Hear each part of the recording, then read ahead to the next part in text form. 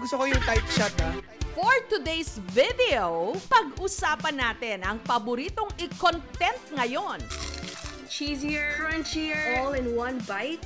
Ang paggawa ng food vlogs at reaction videos sa mga pagkain. This is really nice in terms of texture.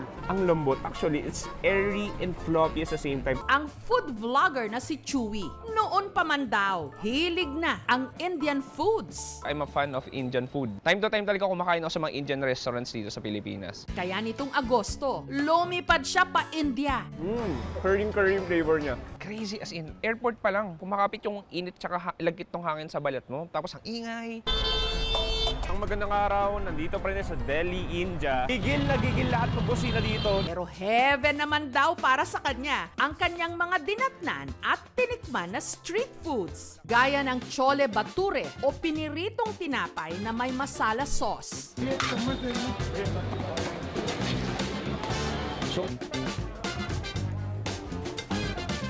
Wow, ang sarap. Chicken changiansi na iniluto pa sa napakalaking kawali. Sobrang init ngayon. Feel ko, katabi ko yung araw. Look at this giant jacuzzi ng chicken changensi. At ang pan kung saan ang spices, prutas at asukal na binalot sa betel leaf o dahon ng nganga, sinisindihan muna bago kainin. Susubuan ako ng apoy. Pero ang pinakapaborito ni Chewy, ang bite-sized snack na kung tawagin, panipuri. It's like explosion of flavor sa bibig mo. Ang liit lang yan pero boom talaga. So yung memorable sa akin, mas spice, ma-mentol na may halong crunchiness texture. Tapos yung sabaw kasi nun ay mabango. Kung i-rate ko yung Indian street food from 1 to 10, i-rate ko ng 20. Ganon siya ka-explosive, kakaiba. Gayunman, ang Indian cuisine para kay Chewy para talaga sa mga matatapang. Maliban kasi sa sandamuka lang inilalagay na spices, ang ilan sa mga nilantakan niya, katulad din ng ilang mga pagkaing Pilipino, kinakamay talaga habang inihahanda. Yung 100% ng pagkain dumapo sa kamay niya. Para sa mga Indiano, ang paggamit ng kamay sa pagluluto at pagkain ay pamamaraan ng pakikipag-ugnayan na naghahanda ng pagkain. Mas nararamdaman mo yung feel, yung vibe nung inihahalo mong ingredients doon sa niluluto mo. At lastly, syempre, sa pagiging practical. Yung paggamit kasi ng utensils, very western ito. May mga bahagi sa India na hindi ganun kayaman ng komunidad. Ngunit hindi na kailangan pang pumunta ng India para matikman ang authentic Indian food. Katunayan, para na rin kabuting nagsulputan ngayon ang Indian street food sa mga kalsada dito sa Pilipinas. Sa syudad ng San Fernando, sa Pampanga, matitikman daw ang authentic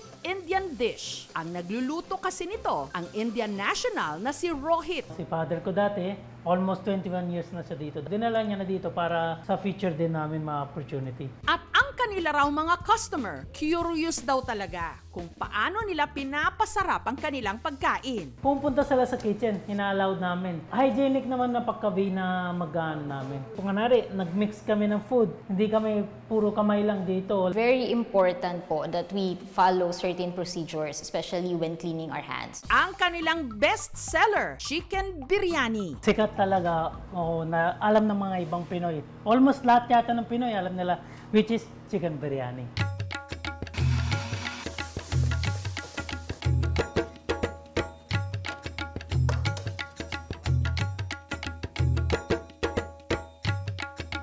Ito na po yung ating chicken biryani, na mix na po natin ito.